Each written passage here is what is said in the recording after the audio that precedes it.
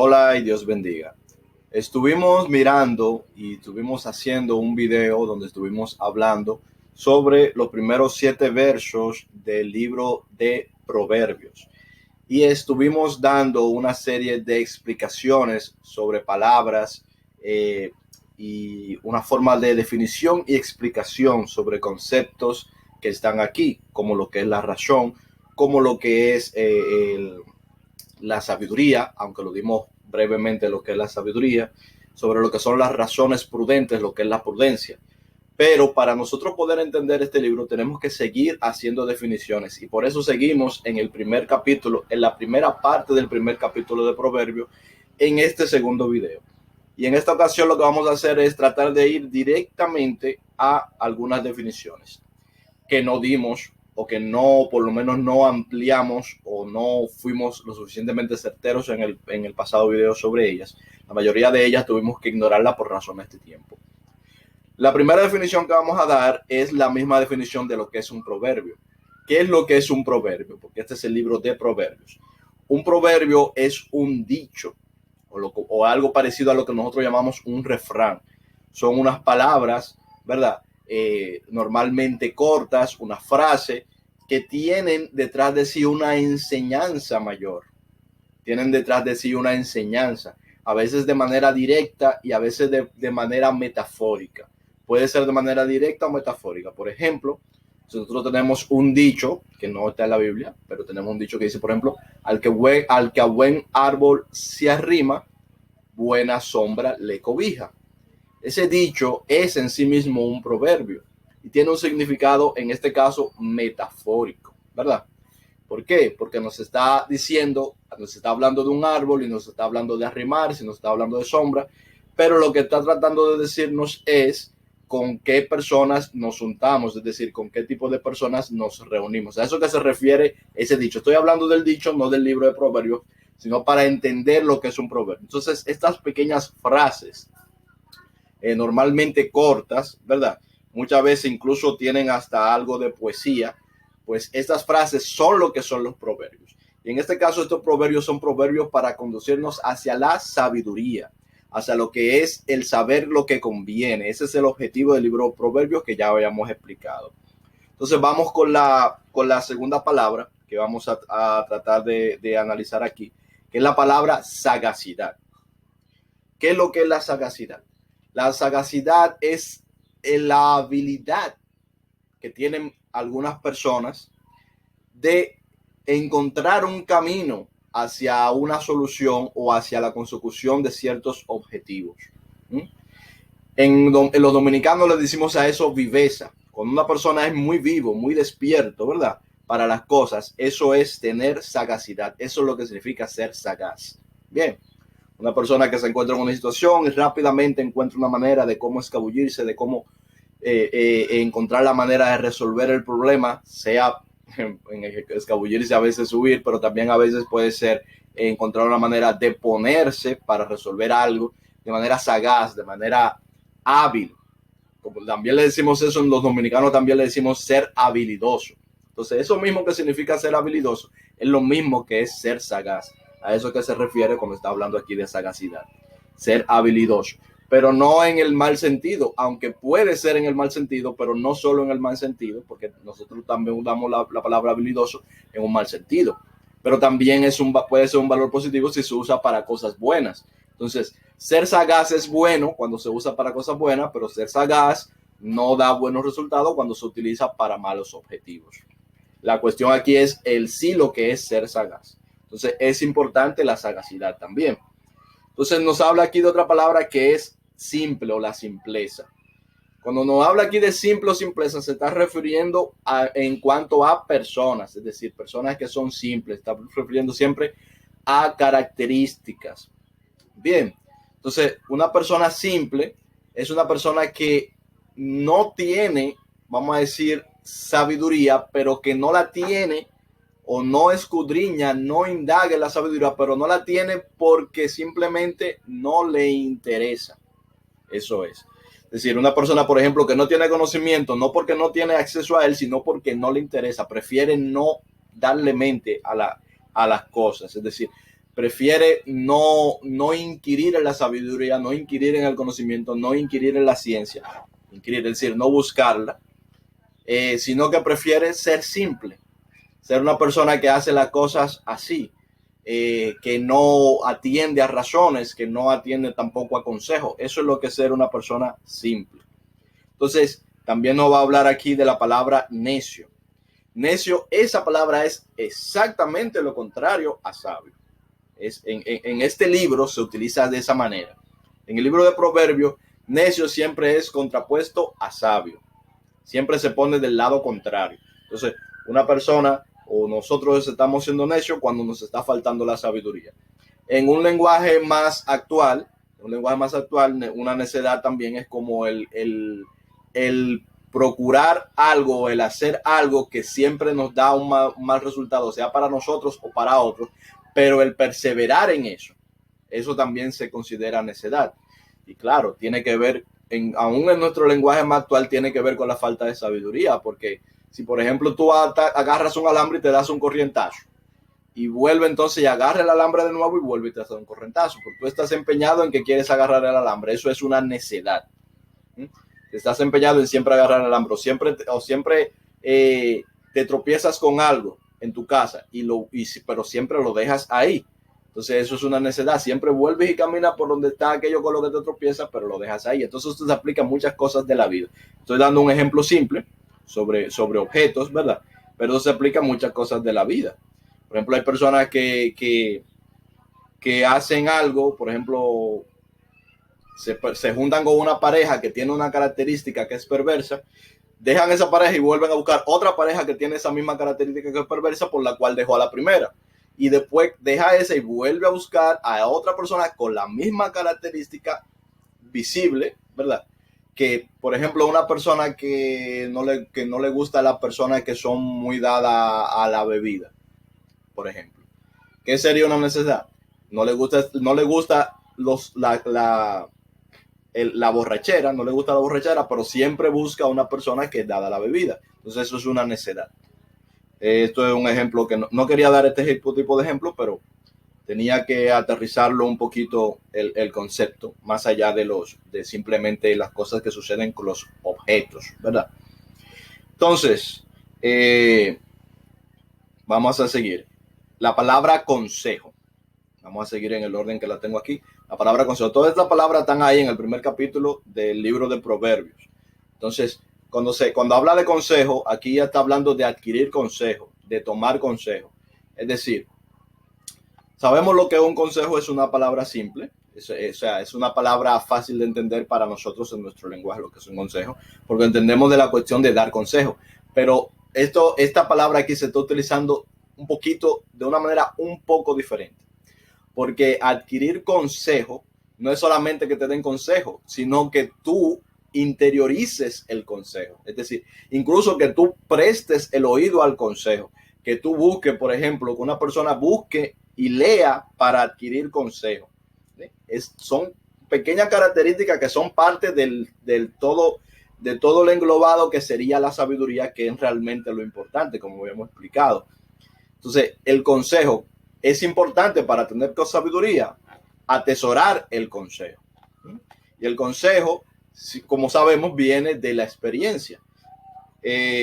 Sería un poco necio el no tomar las experiencias de otros, sino que nosotros simplemente basarnos solo en nuestras propias experiencias, no tomar el consejo, por ejemplo, del mismo Dios para nosotros conducir nuestro camino.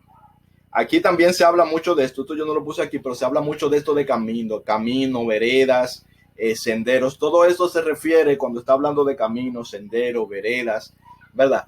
Se está refiriendo a cómo nosotros conducimos nuestra vida. O sea, hace una comparación entre lo que es caminar por un camino. El camino siempre nos lleva a un destino. Y lo que es cómo nosotros conducimos nuestra vida, cómo nosotros llevamos nuestra vida. Entonces, ¿qué es lo que nos está diciendo? Cuando nos habla, por ejemplo, de caminos torcidos, nos está hablando de que nosotros vamos hacia un lugar, pero nuestro camino está torcido porque estamos haciendo cosas, o estamos dejándonos llevar de cosas, o estamos entrando en cosas, siendo mal aconsejados o por otras personas, o siendo llevados por ciertos afanes, ¿verdad? Que no nos llevan al destino correcto. El camino derecho es alegoría de algo, del camino que nos lleva al destino correcto, que nos lleva a las consecuencias correctas, que nos lleva por el camino que Dios ha trazado para nosotros. Las veredas torcidas, los caminos torcidos, estos son los que nos llevan fuera del propósito de Dios. En realidad esto sería lo más claro. Caminos derechos, veredas derechas, sendas rectas, son las que nos llevan en nuestra vida, todo lo que hacemos en nuestra vida, que sea conforme al propósito de lo que Dios ha establecido, qué es lo bueno, qué es lo que conviene, qué es su sabiduría. Los senderos, los caminos doblados, oscuros, nos llevan aquí a oscuridad, a muerte, a los lugares que no son el propósito de Dios, que es el que es sabio y sabe lo que conviene. Entonces nos habla también de la palabra juicio. La palabra juicio aquí suele ser usada en el contexto o en el entendimiento de poder saber diferenciar lo bueno de lo malo, lo que está bien de lo que está mal, lo que es correcto de lo que es incorrecto. Es necesario tener buen juicio, es decir, saber diferenciar lo que está bien de lo que está mal. Eso es algo que es importante y por eso nos va a hablar aquí también del juicio. Todas estas cosas son necesarias para tener sabiduría. Un buen juicio o un mal juicio no va a hacer que nosotros llevemos un camino recto o un camino torcido. También nos habla de lo que es la palabra equidad. Y la palabra equidad es una palabra que, pareciéndose a la palabra igualdad, no es lo mismo. La equidad es tomar en cuenta la condición de las personas en la cual se hace juicio o se toma o se hace o se someten acciones para tomarlas. Es decir, por ejemplo, yo siempre le digo a mis niñas que yo actúo con ellas con equidad. Yo tengo 2 niñas, una es más grande y otra es más pequeña. Y nosotros le digo, ok, van a echar una carrera, estamos en el parque, van a echar una carrera.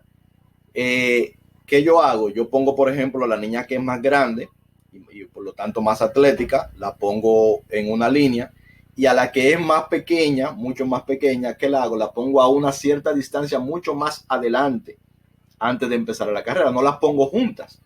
No las pongo juntas porque tengo que tomar en cuenta la condición de cada una.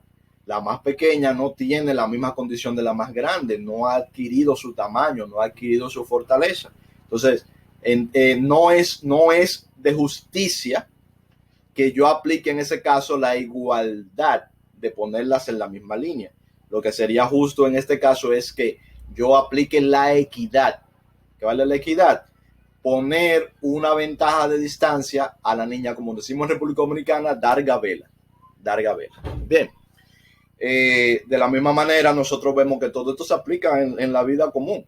Usted ve que en el boxeo, por ejemplo, las personas se ponen a pelear que tengan más o menos el mismo peso. No sería equitativo que pongamos a pelear a una persona que tiene 160 libras con otro luchador que tiene 250 libras o 240 libras pero no de grasa, sino de que es una persona fuerte. Entonces, eso no sería equitativo. Bien, entonces eso es lo que es la equidad. Entonces eso se aplica en todo en la vida.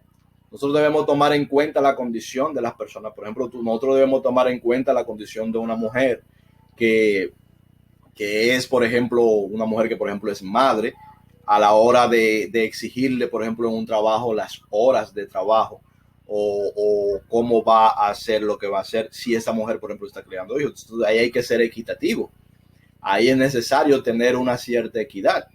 Y así en muchas cosas de la vida. Con nuestro juicio debe ser equitativo, tomando en cuenta la condición de la persona. No podemos hacer una acera, como se hace muchas veces, sin tomar en cuenta que hay personas que andan en silla de ruedas. Entonces, ¿qué es lo equitativo? Que si vamos a diseñar una acera de un camino, nosotros diseñemos la acera de tal manera que pueda usarla tanto la persona que anda sobre sus 2 pies, como por equidad la persona que anda en una silla de ruedas, como haciéndole rampas. Ponerle rampa a las aceras es una medida equitativa, tomando en cuenta que hay personas que no andan sobre sus 2 pies, pero que nosotros entendemos que también tienen derecho a desplazarse por nuestras ciudades. Esas son medidas equitativas. Entonces, eso es lo que es la equidad. Luego nos habla aquí de la inteligencia. ¿Y qué es la inteligencia? La inteligencia vendría a ser la capacidad de resolver problemas que una persona tiene. La inteligencia no es la sabiduría, pero como todos estos conceptos tienen que ver con la sabiduría, y esto se refiere más que nada a la agilidad mental, podemos decirlo así, sobre ciertas cosas.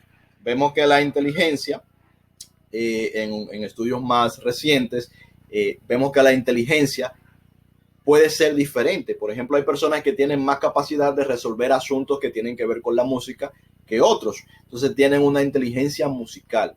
Cuando se le presenta un problema que hay que resolver sobre música, como por ejemplo aprender un instrumento, hay personas que son más inteligentes para eso que otras, entonces pueden aprender un instrumento más fácil o más rápido que otras con la misma cantidad de esfuerzo.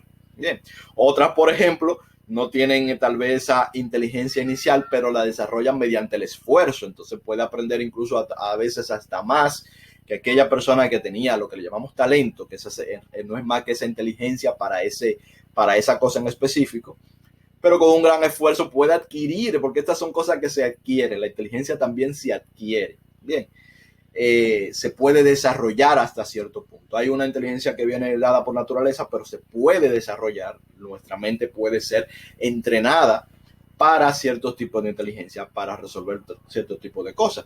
Por eso, la persona, por ejemplo, si una persona que es bombero, tenemos un amigo que es bombero, es entrenada, adquiere entrenamiento para resolver situaciones de emergencia.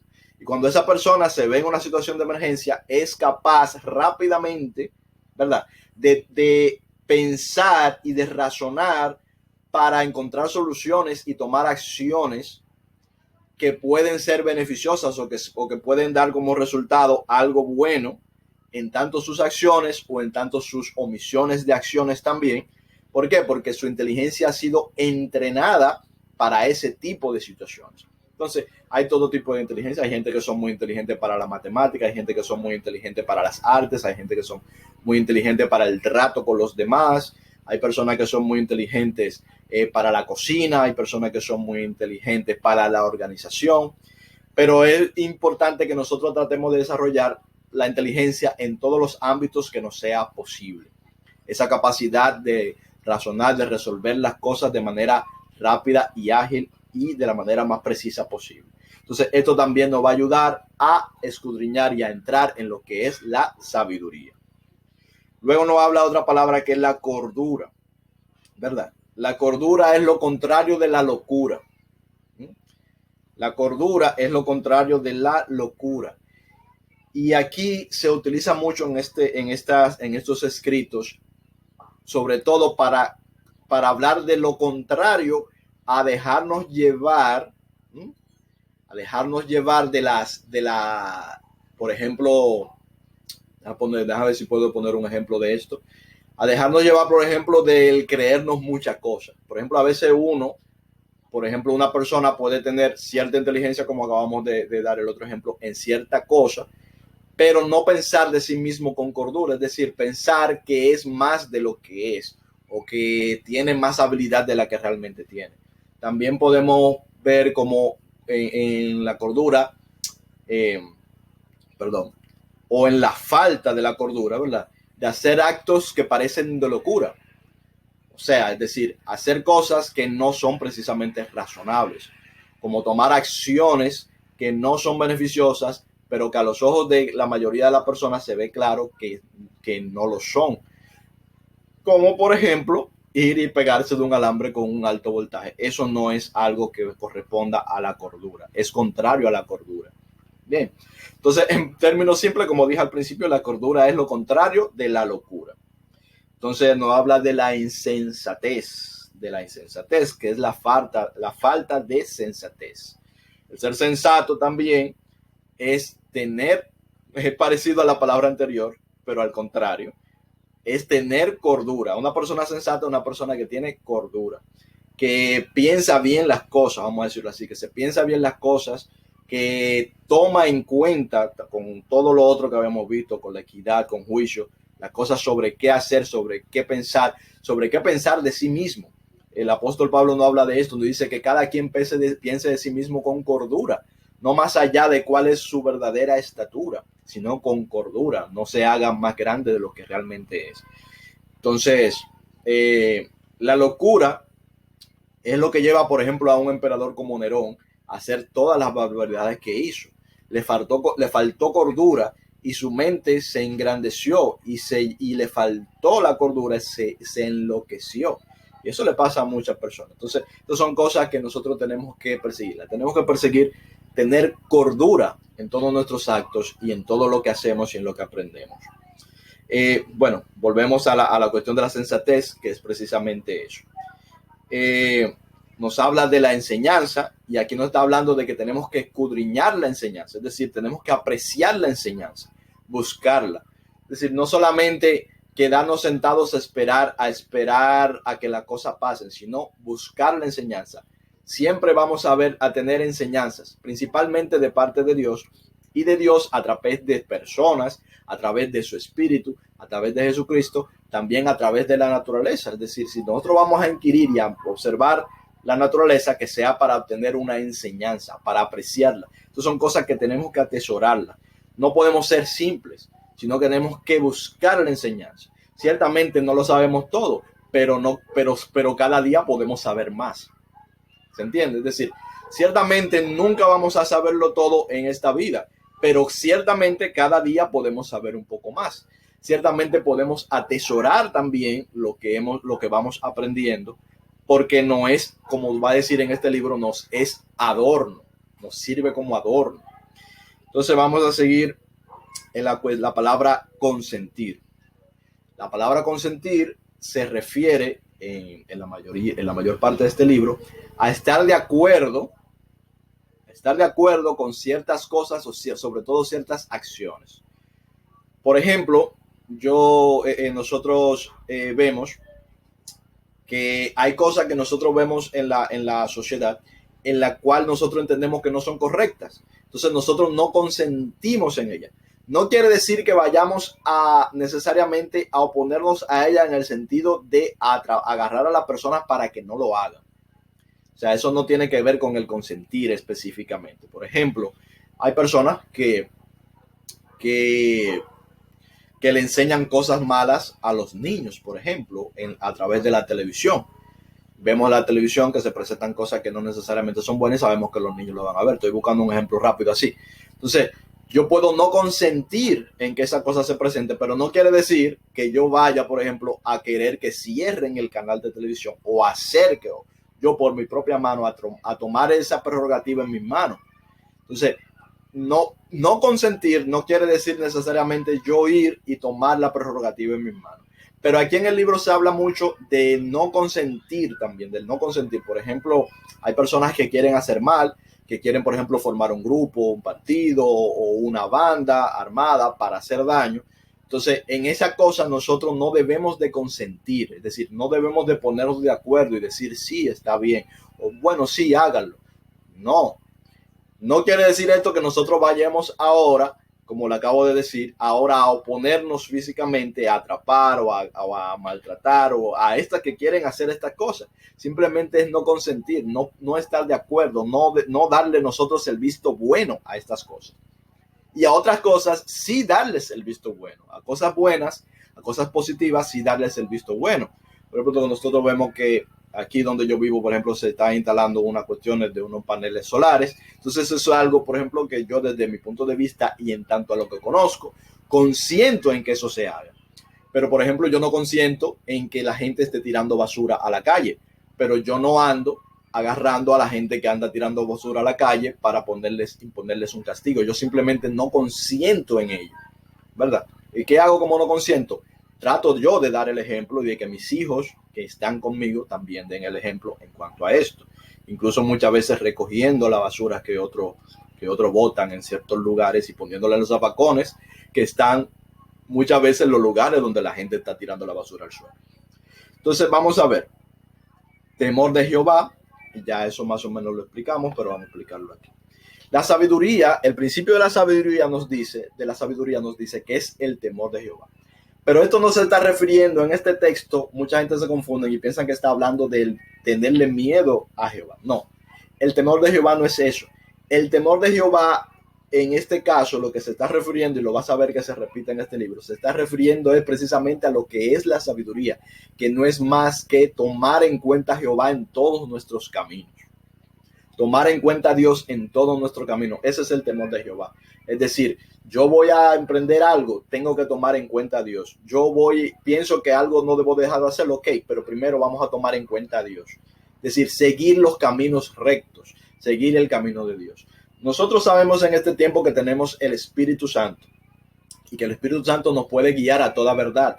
Es decir, nos puede guiar por todo buen camino, por todo camino recto. Entonces, ser prudente, ser sensato, ser coherente, tener buenas razones, es que nosotros, por ejemplo, buscamos la dirección del Espíritu en todos nuestros actos y dichos de nuestra vida. Ciertamente, esto no lo cumplimos ninguno de nosotros a cabalidad, pero sí lo cumplimos en parte y nos esforzamos cada día por cumplirlo un poco más. ¿Ven? Ninguno de nosotros somos perfectos. Si siguiéramos siempre y siguiéramos siempre esta sabiduría que nos es dada a Dios, seríamos perfectos, pero no tenemos todavía esa capacidad. Pero esto no es excusa para deleitarnos o para sentarnos y conformarnos con lo que tenemos, no, sino que cada día tenemos que escudriñar, atesorar la sabiduría y buscar esto, el temor de Jehová, que no es más que hacer y buscar lo que Dios quiere. Y para eso necesitamos entender lo que Dios nos está aquello a lo que Dios nos está guiando. Para eso tenemos que tener sabiduría y entendimiento. Tenemos que tener y atesorar todas estas características positivas y desechar todas las características negativas de lo que nos habla en el libro de Proverbios. Tenemos que ver, o sea, nos conviene, mejor dicho, no es que tengas que, sino que nos conviene al hombre escudriñar estas palabras y adquirir consejo, pero sobre todo y más que estas palabras incluso, adquirir consejo de Dios. Dios es Jesús, siempre lo he estado diciendo y lo he estado recalcando mucho últimamente. Dios es Jesús. Adquiramos consejos de Jesús. No nos tomemos en cuenta nuestra propia prudencia, no nos apoyemos solamente en nuestra propia prudencia, en nuestra propia inteligencia, en nuestra propia supuesta sabiduría o nuestra propia supuesta inteligencia. No, vamos a ver a Jesús y vamos a inquirir en su espíritu para que eso sea lo que nos lleve de verdad a lo que conviene, que es la sabiduría, que es el camino recto, que es el camino que Él nos ha trazado. Indaguemos cada día más en su conocimiento, no seamos simples. El simple ve la enseñanza y dice, yo no me esfuerzo por la enseñanza. El simple ve la inteligencia y dice, yo no necesito más inteligencia. El simple ve el conocimiento y dice, yo no necesito más conocimiento. Eso es ser simple. Dice el apóstol Pablo que renovemos nuestra mente mediante el entendimiento. Y por eso nosotros hacemos esto. Yo hago esto y yo sigo renovando con la ayuda de ustedes que también, vamos a decir, que a veces, de vez en cuando comentan. Pero el mismo hecho de yo ponerme a indagar y a tratar de entender cada día más estas cosas que vienen de Dios, es indagar en la sabiduría de Dios, es indagar en el conocimiento, es indagar en el consejo, es tratar de atesorar en el corazón cada día más la enseñanza, sobre todo de Dios, que es Jesús, de Jesús y aquello a lo que nos guía su espíritu. Hay personas que dicen, por ejemplo, hay ciertas personas que oran para todo.